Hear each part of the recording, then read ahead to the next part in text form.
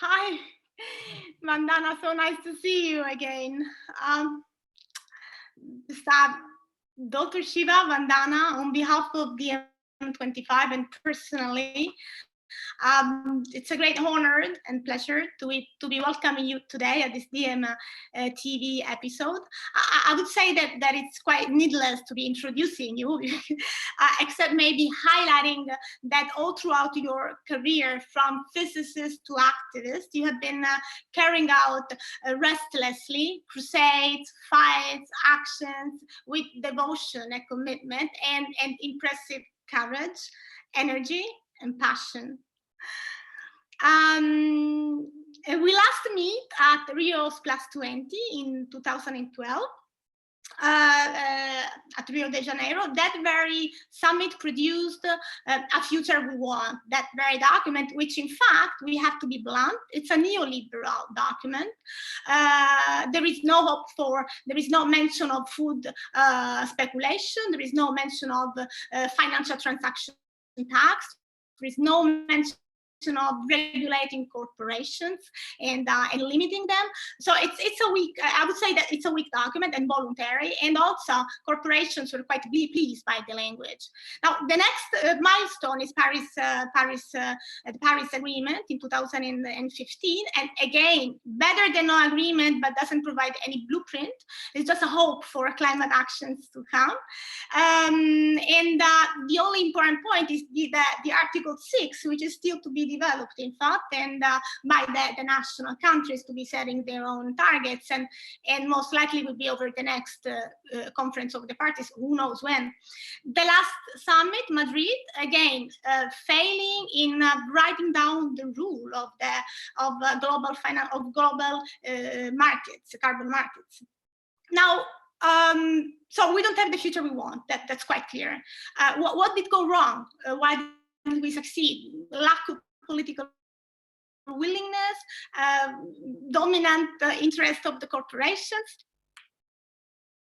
Stefania, I think it's good to go back to where this process started. It started at Rio, at the Earth Summit. And interestingly, that conference was called the UN Conference on Environment and Development, where it was supposed to be balancing ecological imperatives and people's needs and rights. But we managed, in that balance, to create two amazing treaties. The UN Framework Convention on Climate Change, and a treaty on which I made major contributions, and in effect, my life is very much about the Biodiversity Treaty, the Convention on Biological Diversity. It also created two principles that are the foundation of how we live and survive: the polluter pays principle and the precautionary principle. So when you say after 20 years in Rio Plus 20, when the theme was the future we want, I think the reason it went wrong is our commitments to hold what had been agreed in 1992 were already being edged aside. So 92 was 3 years before the WTO.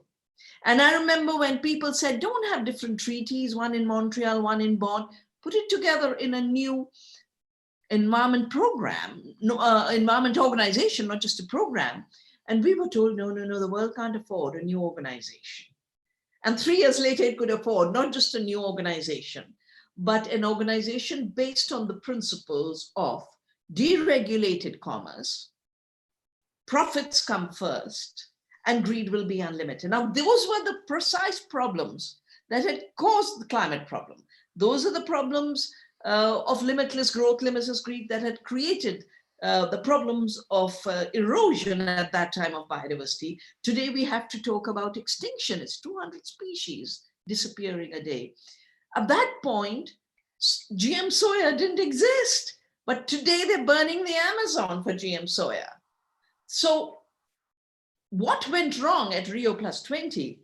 If you remember, Stefania, there were big marches of people against the new language of the green economy, which was not green in terms of being nature's economy, and not working according to nature's laws of ecology, which are very you can't escape them. You can't escape the nutrient cycle. You can't escape the water cycle. And when you rupture these, that's when you get the climate problem, pollution problem, the water scarcity problem. But for a lot of people, green is the color of the dollar. And that's what went wrong. Exactly. And that's continued to go wrong. And for me, it's tragic that now they're talking about nature-based solutions. But nature doesn't, nature is what organizes life. We are part of nature. And this nature-based solutions in effect means, oh, we want more energy, we want limitless consumption, let's grow more GM soya and convert it into biofuel. Yeah. And if there's a problem, let's convert some of this into fake food in labs. So the wasteful, ecologically colonizing processes that were to be stopped after the Earth Summit in 1992, not only have they accelerated, but right now, in the middle of this corona lockdown, we are witnessing that here are people waking up saying, new epidemics are related to deforestation. Chronic diseases are related to producing food against nature's laws in production and against our body's health laws in terms of processing. What are we seeing? A real fast forward to a new extractive logic where we ourselves become the new colony. And these are the issues about which I've been writing in these days. And that's my message for the World Biodiversity Day. You don't turn nature into another exploitation source for the solutions of your problems, because with limitless greed, there will never be a solution to your problem. The solution is get rid of greed, get rid of deregulated commerce, allow ecological responsibility and social responsibility and democracy to shape the systems within which business operates. Destroying nature cannot be the business of business. Absolutely. Vandana, we have been hit, as you were saying, over these 2 months by this invisible virus, COVID-19, as you're saying that the health emergency is a climate emergency, which is already an economic emergency. And all the emergencies are rooted, in fact, in a mechanicistic and anthropocentric and militaristic system where, as you were saying, man is just separated and superior to whatever he can just own and exploit. Now, finally, in Italy, we're just easing up the restrictions. We've been stuck for 2 months alone. How did India react, the government react to COVID-19? How did national regulations be translated into local ones? And I'm also curious, because I've been reading media reports about India. For us, social distancing, for us Italians, it's not that easy. And I was wondering the same would be in India, but I was reading that you apply them effectively. Well, first, I actually don't accept the term social distance, because there cannot be a distance between human beings or between human beings and nature. They can be far away. But physical distance, Cartesian distance, doesn't determine social relationships just as little as it doesn't determine our relationship. If you are eating fake food and an impossible burger and thinking you're saving the planet, don't forget the fact that GMO soya is burning the Amazon. GMO soya in the prairies is making the monarch butterfly disappear. So you can't escape these relationships. What is the term, the accurate term is physical distance. And that's what the WHO uses. But for some reason, all governments use social distance. And I want to go into 2 aspects of this, one in the context of India, but one on the context of the future some of the billionaires want. We mustn't ignore the fact that it's not just we who are saying, what should the post-COVID world look like? Citizens are thinking of this everywhere. But the ones who brought us to this mess are also thinking, how can we make the next buck? So in India, you see that same neoliberal globalization implemented from the 90s basically was designed to destroy India's economy, which is an agrarian economy. We were 75% people on the land. Small farms, biodiverse farms, replenishing the soil fertility, replenishing water, and a food sovereign country. And then we were told, no, you can't grow food for yourself. You should grow food for exports, grow potatoes and tomatoes for chips and Pizza Hut. And we were told, import your food. Well, in the process, very large numbers of farmers were driven off the land. And 400,000 of them were trapped in debt, committed suicide. This has been an area on which I've given a lot of my time, including offering solutions, bringing local seeds back, growing organic cotton. And we have stopped the suicides and debt in the villages where we work. So a large number of people entered the cities in very precarious work. 8 p.m. on the 24th, the lockdown is announced for midnight with no notice. No notice. So for the middle classes, if they have businesses, they got lots of money. If they have government jobs, they're getting their salaries. But these are people who work with their bodies. Their bodies is their instrument of production. They work daily, earn daily, to eat daily. Half of India was literally thrown on the roads, and there was no planning for them. They waited a month thinking something would happen. The government said, we'll give you food, we'll put you in shelters. Nothing happened. And the stories, and there's a very, just like social distancing is a wrong word for physical distancing, working people offering their services to build India's economy, to call them migrant labor, a new word created by the World Economic Forum, Stefania, I just found. I said, where did this word come from? Every Indian is an Indian, and we have mobility, and I can move anywhere in the country and settle down. Nothing can prevent me. And yet suddenly they're called migrant labor, and they've been thrown to the winds. 500 of them have died trying to get to their villages. Some have walked 1,200 miles. They've cycled, they've pushed carts, they've carried babies on their shoulders and old mothers and fathers on their shoulders for thousands of miles. And if this to me is a human miracle, and they are called labor that we don't need anymore. So how is it that half of India, which built India, can suddenly say, we don't need you? I say we are creating a new class of throwaway people. Why are we creating a new class of throwaway people?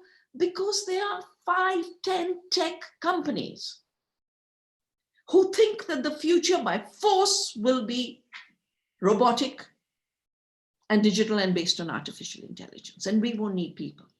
Zuckerberg has said in his Harvard speech, most people will be useless. They're using the term useless. No species on this planet is useless in the web of life. No human being is useless in an economy of care where they are cared for and they care for others. This idea of uselessness is we've extracted as much as we could. We'll throw you away. And to me, that's the challenge for human future. Not just keeping place for everyone and redesigning our economies to fit into nature's economy, not nature-based solutions for the greedy economy, but nature as the foundational economy, a caring economy for sustenance of human beings, and of course a market, but obeying the laws of ecology, obeying the laws of justice. And when you say social distancing, etc., yeah, in the cities you can. But when you are trapped, 100 people in the back of a truck, the very fact that they've got onto a truck is a miracle. In fact, one young man ticked off a journalist who said, you're not bothering about social distance. And this young man said, I've done a BSc. I didn't get a job. So I came and worked as labor in the city. If I'm going back to my village in this truck, you don't have to tell me about social distance, because we are not scared of dying of corona. We are scared of A, dying of hunger, or being brutally beaten by a terrible police system that just has a stick in its hand and just beats everyone they seize, including these people walking back. I refuse to use the word social distance for physical distance, and I refuse to use the word migrant labor for my fellow citizens. They are as deserving of every constitutional right to work, to health, to security, to water, to freedom of mobility. So we are at a cusp, we are at a fork, and this fork is not unique to India. It is a planetary fork because the players, whether it's the virus which became a planetary virus, or the billionaires who are planetary viruses, if you ask me, they are a terrible virus on the planet. We have to somehow, between the virus and the billionaires, find a way for life in its diversity, abundance, freedom to continue to evolve.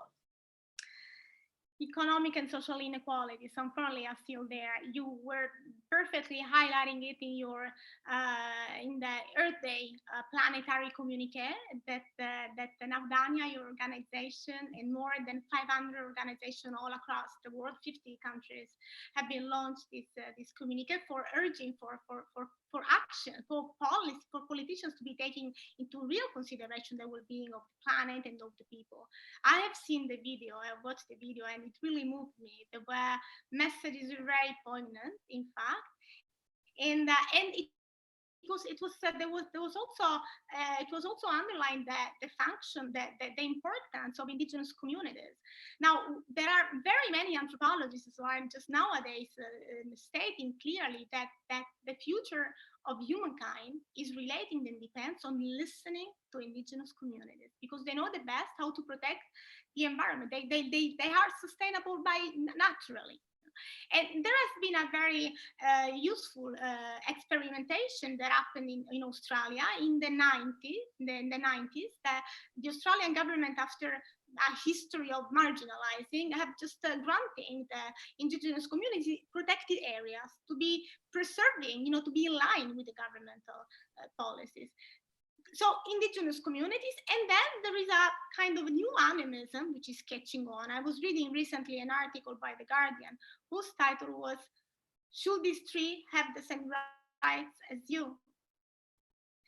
And in fact, the Lake Erie was just extended in Ohio, was just extended the legal rights. And it has happened also in New Zealand for a river, a tributary to the Maori tribe. So do you think that indigenous communities and legal rights for natural resources is the way forward? Shouldn't we reinforce this track? So, most indigenous cultures, including mine, which has been, India has been such a long-term civilization. And in fact, when Gandhi was asked, what do you think of Western civilization? He said it might be a good idea, that they had to get to civilization because you can't be barbaric against other cultures and call yourself a civilization. All indigenous cultures are based on A, the recognition that we are part of the earth. B, the recognition that we are children of Mother Earth. If we are here, we are alive because she sustains us. And so our Earth Day communique, which is available on the Navdanya International website, was basically written with that spirit of not just the fact that across the world, people think this way, but what is beautiful about that communique is that it emerged like emergent phenomena in biology. It emerged. I'd written an essay on the coronavirus, and the Latin American said, we need a statement for Earth Day. And will you draft the first version? Then we had 10 people correcting it and drafting it all over the world. The video was totally made on the initiative of people. And because, the green economy that depends on money to make more money, unlike nature's economy, which depends on life to run life. All of these initiatives ran like indigenous economies do. Nobody gave us a grant. People just had love for the earth and solidarity with each other. Yeah.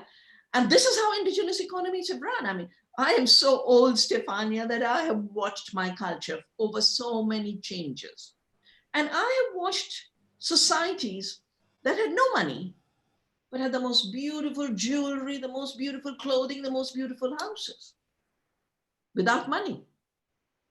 And there are cultures where they get locked into money, like the suicides of farmers. They think money will bring them more money when the system is a one-way extraction machine. I see it as a big giant vacuum cleaner. It just takes everything from the earth and it takes everything from people. And so the farmers who think, oh, I'll grow BT cotton, I'll get richer, because that's what the advertisement said, ends up committing suicide. We have to listen to Indigenous people. Are the three teachers we need for this moment, the particular moment of the corona crisis and the lockdown, as well as this moment of extinction and climate catastrophe and staring extinction 100 years from now if we don't change our path? The first teacher has to be nature. We have to correct the damage done by people like Bacon and Hobbes and Newton, who declared nature is dead and nature is property. Nature is alive, she's Mother Earth. The second thing we have to do is realize the people who recognize she's living and wrote the laws to govern human society according to laws of nature, whether it be the Amazonian Indians or the Maoris, or the amazing draft declaration we prepared when Evo Morales was president of Bolivia after the failure of the Copenhagen summit. The reason Paris is limping is because the treaty, the binding treaty, was massacred for voluntary commitments. So quite clearly, Indigenous people have to be teachers. But when Bacon wrote Birth of Masculine Time, he talked about basically defining nature as a woman to be subjugated. And it's women who kept things going, no matter what the crisis, through the wars, through cancer, through unemployment. So women in their caring economy have to be the teachers for all of us to become part of a caring economy. Care for the earth, care for each other, and care for ourselves and our health. And this is what Indigenous economies have done. And as you mentioned, Australian Aboriginal people were farming for 60,000 years and left a beautiful continent. And just a few decades of industrial agriculture and colonization trashed Australia, the same as every part of the world. So Indigenous people are the bridge to the future. They are not barbarians to be pushed to extinction. Because just like the extinction of bees is our extinction, the extinction of Indigenous people is the extinction of all of humanity. Clearly that the current governance is failing. And this is because, very many Green New Deals are sprouting up, very often for, electoral campaigns. DiEM25 has launched the Blueprint for a Just Transition and the campaign for the Green New Deal. Yanis Varoufakis underlines that it's a radical green agenda in its fundamental, in its principles, and in its approach.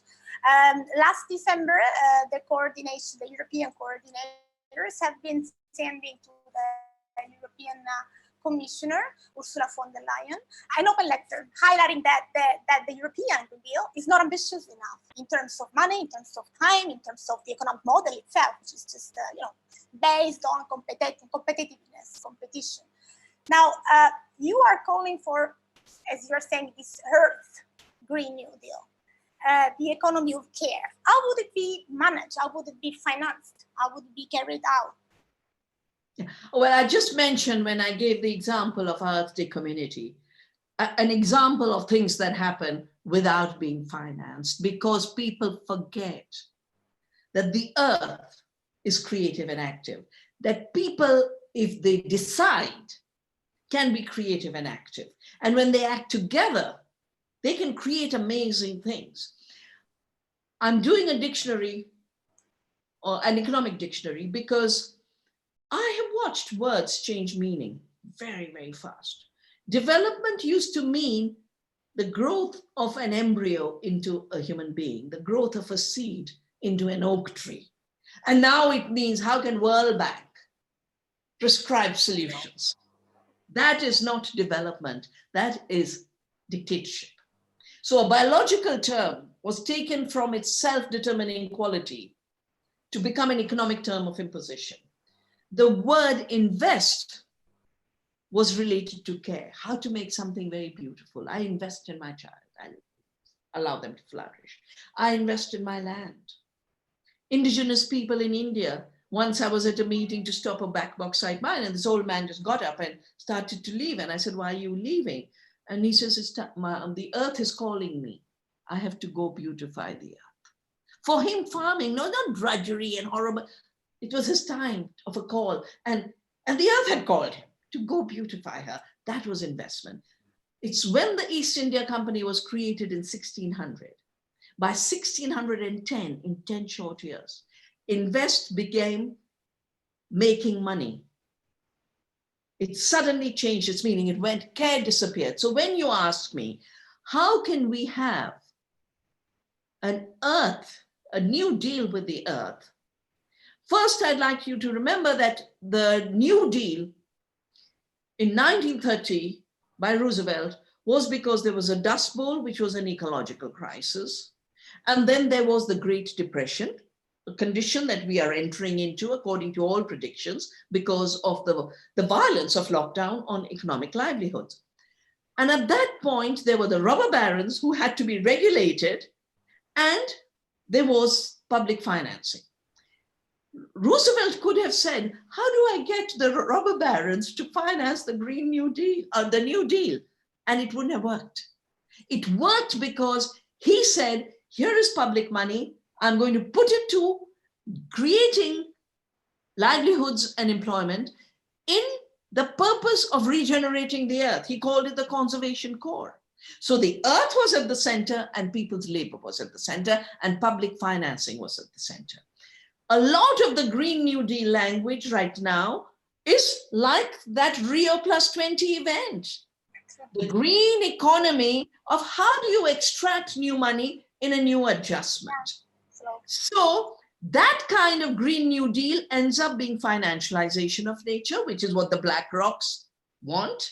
You know, BlackRock has increased its wealth. $23 trillion is the asset of this big asset management company. It was just 6 trillion before the Corona crisis. So this crisis is making more and money, more money. So if we think money is what drives the world, then we will find solutions that allow the money makers to make more money. If we realize life is what runs the world, then we will use public money, people's contributions, to share in a shift in paradigm, to not have money at the center. As I often say, money is not the currency of life. Life is the currency of life. And I would add, sharing and caring is a basis of a true economy. If we're going to have humanity survive into the future, we'll have to make that shift. Greed will have to be removed, and caring and sharing, recovery of the commons will have to come in. And that doesn't mean we won't need finances, but we won't need dependence on big money for doing the wrong thing, thinking just because it was painted green, somehow there's a solution. Greenwashing cannot be a solution to the ecological catastrophe, the social catastrophe, the economic catastrophe we are facing. It's not a secret that the word sustainable development has been devised by Henry Kissinger because he wanted to be continuing to, to accelerate, to push the growth, but with giving the illusion of environmental protection. Vandana, you have mentioned before Mahatma Gandhi. There are a few words that you very often bring up in the highlight. I would like to just call them up, and please correct me if I pronounce them wrongly. The first of them is Swadeshi, which means made locally in the framework of deglobalizing. The second one is Swaraj, which means self-organizing, self-governing, therefore responsibility. The third one is Satyagraha, fight for truth, meaning the courage of saying no to injustice. And the fourth one, the most powerful, I would say, is Ahimsa,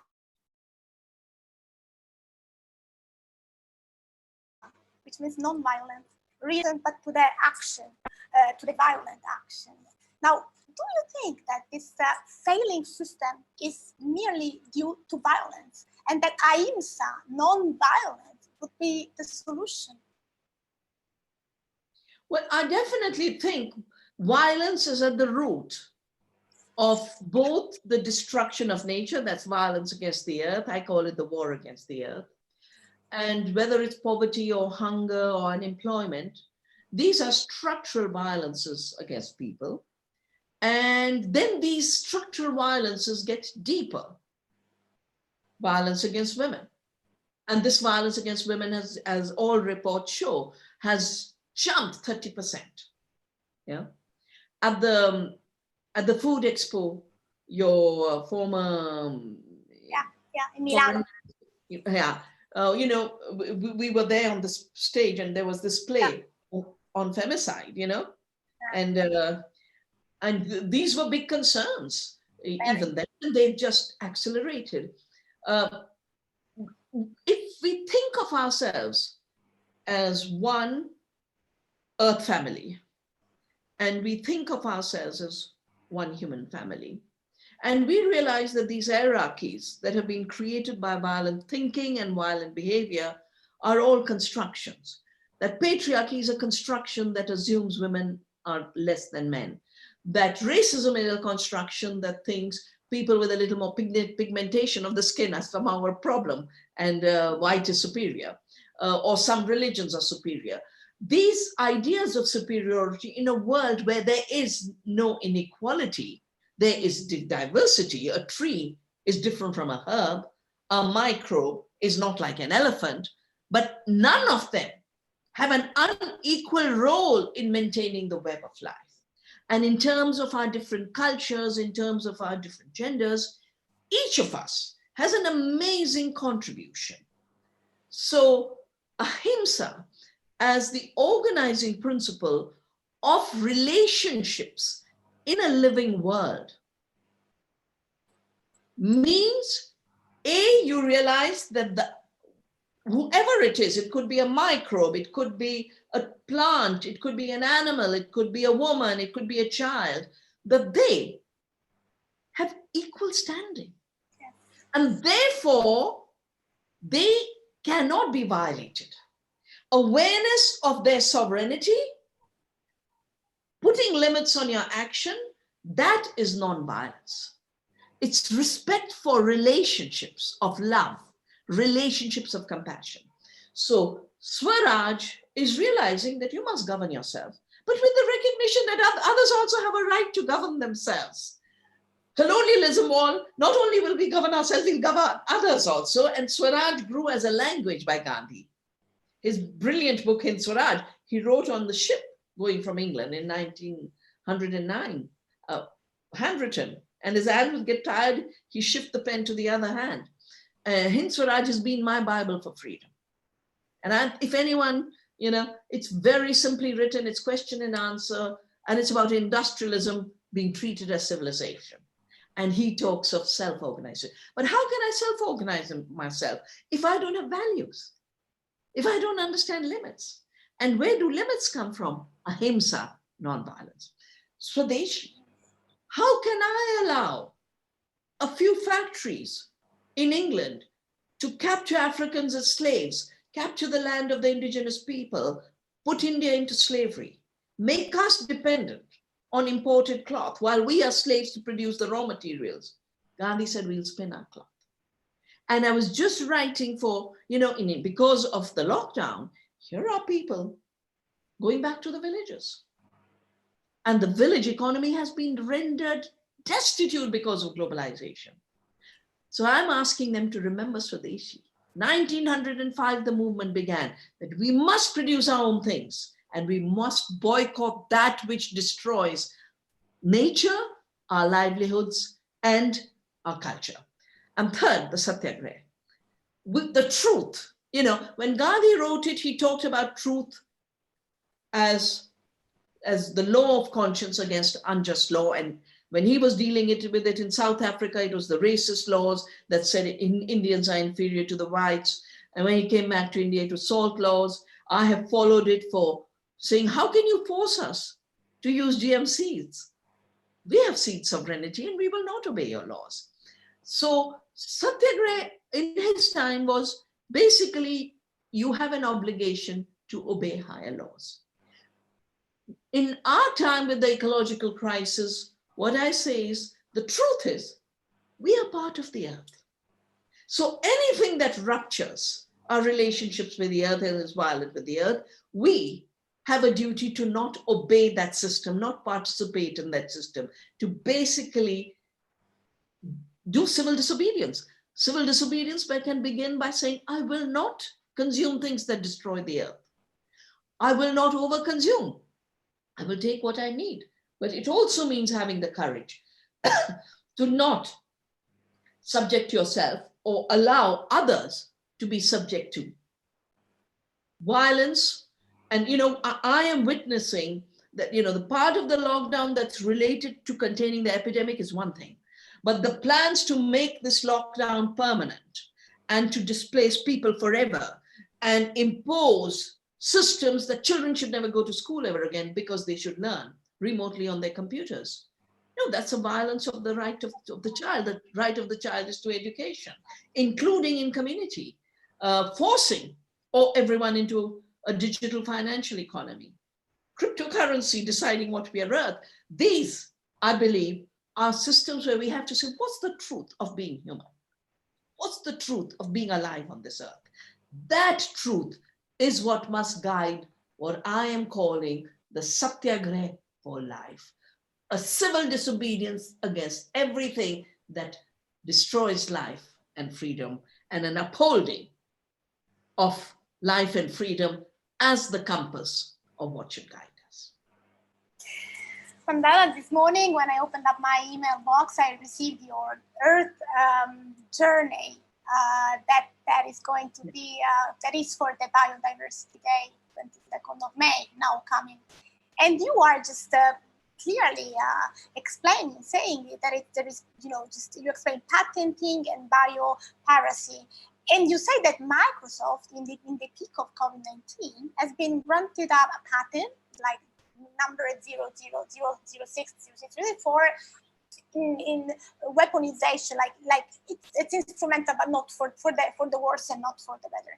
Can you explain us more? Yeah. So I was anyway planning to write a message for World Biodiversity Day because 1987 is when I was at a meeting where the big corporations, the agrochemical, agrotoxin corporations were saying, we will now own the seed, we'll do GMOs, we will patent the seed, and we'll have an international treaty. And I'm sitting and listening to them, and I said, you are trying to create an imperialism over life. I called it bioimperialism. And then I took inspiration from Gandhi to say, if he pulled out the spinning wheel, what should we do in this time? And I said, the seed will be the spinning wheel for today.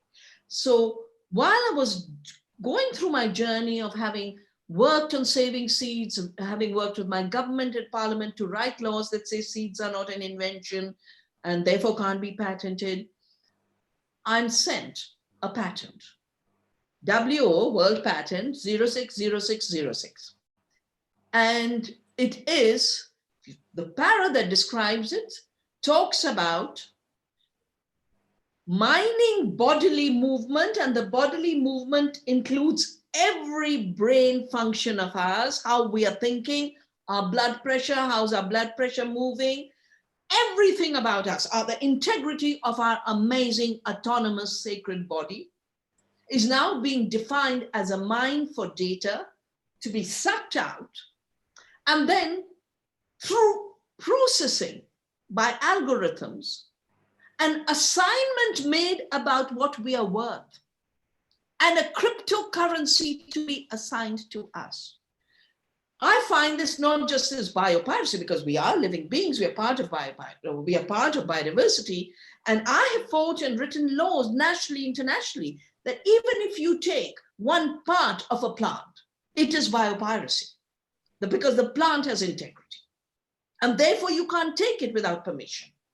Well, if you take data on my bodily movement without my permission, and you create satellites in the sky to police everyone for this mining of data, you're violating my human rights. You're pirating my integrity.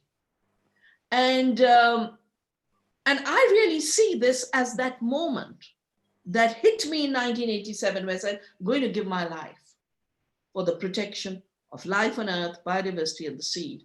And now that I see, and this is a patent, it's all in black and white. It was granted in the middle of the Corona crisis in March. So they have continued while the crisis is there.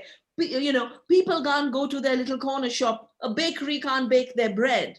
And while people's livelihoods came to a standstill, I call these the new barons, the new robber barons.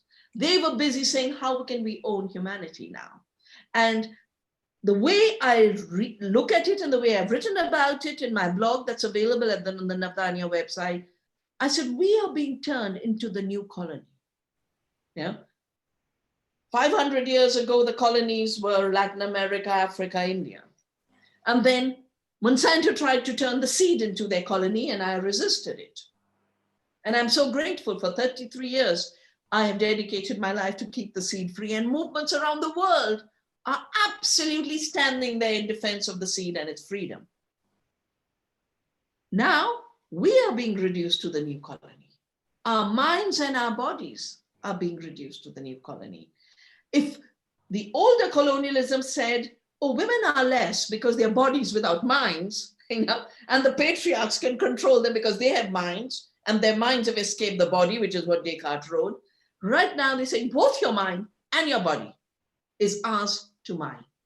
We've been reduced to colonies and data mines.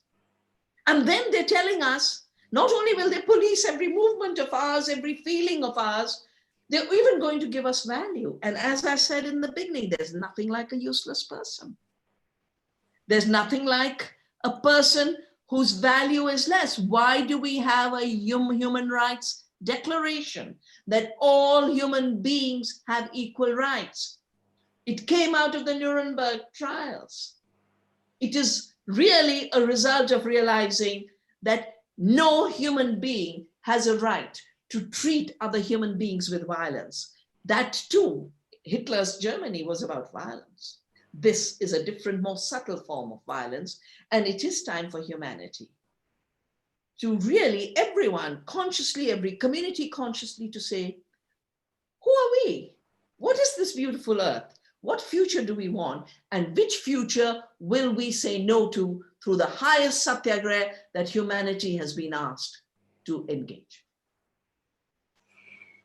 There are a number of questions which have been arriving, and I put my read because it really moved me. The last two sentences of this Earth journey that you sent the link to us, that I have forwarded to our DiEMers comrades, by the way. It's very strong. It says, 33 years ago, when I heard the poison cartel wanting to own seeds, I took a pledge to dedicate my life to the protection of our biodiversity and to the seed of freedom. On this Biodiversity Day, I pledge to dedicate the rest of my life to protection of all life, the freedom of all beings, and human freedom. That's our very powerful words. Vandana. Well, that is my commitment. That is totally my commitment, even in lockdown. The first question that I get, how would you comment on Michael Moore's Planet for the Humans? Well, I think at one level, the title tells you that, doesn't it? It's basically saying the planet is for all beings, but here is a thinking that is just for humans. And, he's talked about the very heavy footprint of miracle solutions that a lot of people think are a solution. But he, as my own thinking has always been,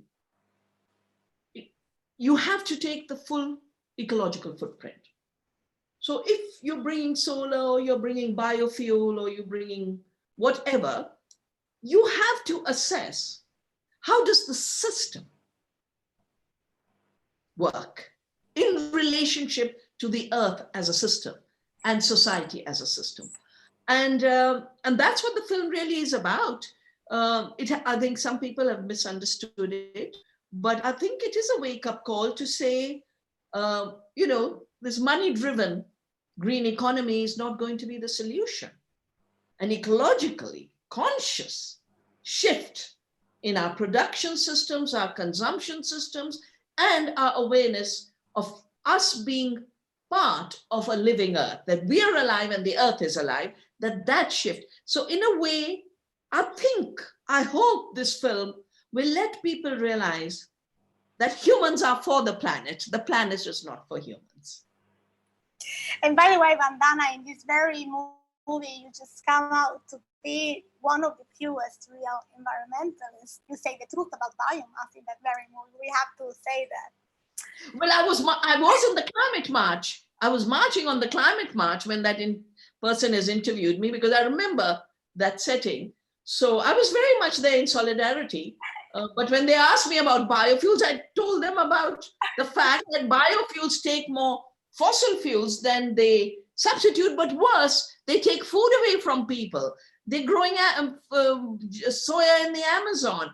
They're making all of Europe a biofuel economy. I don't see food when I come to Europe anymore. It's corn and canola, corn and canola, corn and canola. It's for the biofuel economy because of the subsidies. The subsidies are bigger in biofuel than they are for growing food. Absolutely. Unfortunately, we are still there. We should be changing this pattern. Another question. Can Vandana address the topic of geoengineering? Most environmentalists want to ignore it as it does not exist. Geoengineering. Yeah. So, my book, which is available in Italy, Oneness versus 1%, which in the Italian title from Feltrinelli is The Planet is for All. Yeah. I started to think about it in 2015, because I had been in Copenhagen and wrote my book Soil.oil to saying the soil was being forgotten, agriculture was being forgotten, industrial farming and industrial food systems and globalized food systems were leaving a heavy footprint, and 50% of the greenhouse gas emissions, if you include the CO2, the nitrous oxide, and the methane, are coming from this system of producing bad food, which also creates diseases. So it's not functioning as a food system. So I was in Paris, and I witnessed Bill Gates strutting around on the stage with heads of state,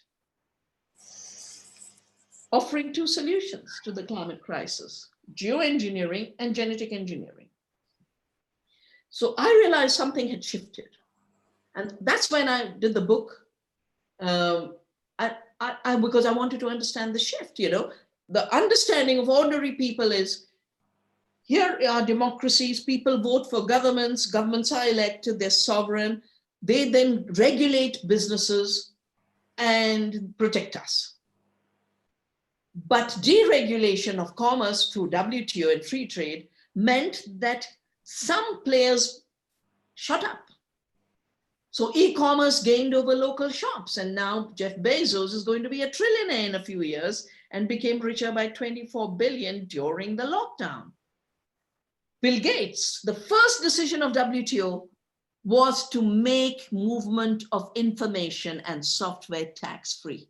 If he had paid taxes on that, he wouldn't have become the empire he is. And of course, the patent. And here he was, walking on that stage, pushing geoengineering as a solution. Geoengineering means he thinks he has a right to deliberately alter. You see, the people from fossil fuels, from the coal industry, altered the climate as a side effect. It is already a crime, but he wants to do it deliberately, pretending it's a solution to climate change. How can a wrong action amplified correct another wrong action? So geoengineering is, A, he thinks he's master of the universe.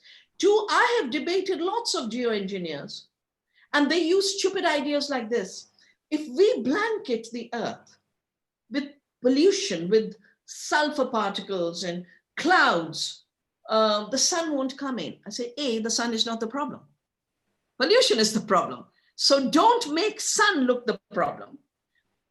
Secondly, what is going to happen if the sun doesn't shine? To photosynthesis, to plants, to forests, to trees. What's going to happen when those chemicals you have used to alter the climate come down and rain toxics on our farms? And every one of them have said, my project is about temperature management, not about plants. And that separation, that mechanistic thought allows the irresponsibility of trying to play God. Your favorite friend is Monsanto, isn't it? You gain worldwide attention fighting for Monsanto. The question is, how do we stop them from controlling food production? Well, you know, my favorite friend used to be Monsanto from the late 80s till recently, but then Monsanto got eaten up by Bayer. So there is no Monsanto really now, there's a Bayer. Now Bayer was part of IG Farben. And even during Hitler's time, they had a joint company called Mobilize. So they've consolidated again.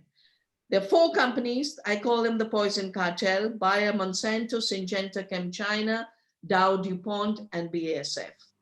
They created the problems then, they're creating the problems now. They're controlling seed, they're controlling agri-chemicals, they want to control climate. Monsanto bought the Climate Data Corporation, and Bill Gates, who's inherited all the failures of Monsanto. We threw out GMO BT aubergine. We threw out golden rice. Bill Gates has picked up these failed Monsanto projects, financed them to give them life. Both Monsanto, Bayer, and Bill Gates are now talking about farming without farmers. Bill Gates is financing food without farming. He is a big financier of fake food. GM soya now used to extract proteins and carbohydrates to reconstitute them through genetic engineering back bacteria in labs, and they want us to volunteer for this. I don't think people will, and I believe that the reason the supply chains have been allowed to collapse in the lockdown is because they want to create a system of desperation, so people will accept anything when there's no food. That's why growing gardens and growing our own food is the most revolutionary thing we can do at this point. Not only to prevent us being force-fed with fake food and toxic food, but also to retain our humanity, that when we work with the soil with our hands, we realize our humanity comes from the earth. It's not an accident that human is derived from humus, which is the word for soil.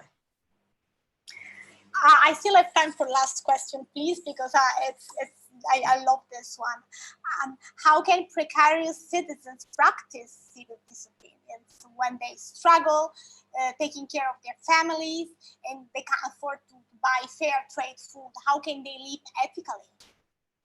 Yeah, I think the place to begin, if you're in a precarious situation, or even if you're not in a precarious situation, is to remember, A, we are members of the earth. So, second, we are part of community, because neoliberalism has hammered on our idea of being members of community. And Margaret Thatcher said there's nothing like a society, they're only individuals. And social distancing is in effect an engineering of fragmenting us further. You never stand together. I've also been told it's partly because when they want to watch our body movement through these sensors, you know, if 3 people are standing together, the signals get a bit confused. So in a way, social distancing is actually preparing us to be raw materials for this whole surveillance capitalism, as a Harvard economist has said. I think we have to, if we can reclaim 3 things, we won't be precarious. First, we are part of the earth. Let's go back to her. She's calling us. Find a community to create a garden. Find a community. Even in the war, there were victory gardens. This is a war against the earth. let's find community gardens. Secondly, let's reclaim the commons. They have been appropriated. Let's reclaim them. There is no dearth of land. It's just that it's gone for the wrong things. It's growing biofuel.